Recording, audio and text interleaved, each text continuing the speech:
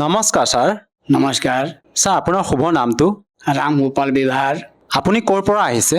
অসম বিশ্বনাথ চাৰিআলিৰ পৰা আহিছোঁ। আপুনি সন্ত ৰামপাল গুৰু মহাৰাজৰ পৰা নাম দীক্ষা কেতিয়া লৈছিল?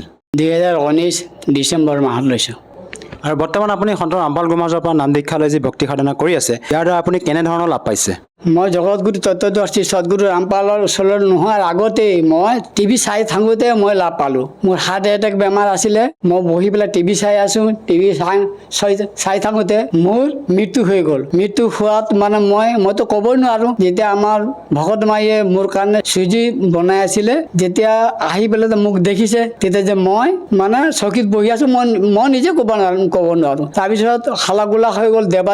দেবাদিন আছিলে, তেতিয়া মোৰ ল'ৰাই মোক চকীৰ পৰা উঠাই পেলাই বিচনাত ৰাখিল। মই ক'ব নোৱাৰাত তেতিয়া ঘৰত কনা গোটা হৈ গ'ল। ঘৰৰ ওচৰৰ মানুহবিলাক আহি পেলাই ঘৰত কান্দিব ল'লে। তেতিয়া আমাৰ ল'ৰাও কান্দিব ল'লে। তেতিয়া মোক মানে আমাৰ ভকত মায়ে কৈছে যে হে কৃষ্ণ কৃষ্ণ, আমাৰ মোটা মানুহক বচাই দে। তেনেকৈ মানে গোসানী পূজাও কৰি আছে। গোসানীকো মাতিলোঁ। তাৰপিছত যেতিয়া আমি টিভি চাই আছোঁ, তেতিয়া আমাৰ গুৰুদেৱক মাতিলে। গুৰুদেৱক মতাৰ লগে লগে মই 2 মিনিটৰ পিছত মোৰ মালিকে মোক জীৱদান দিলে।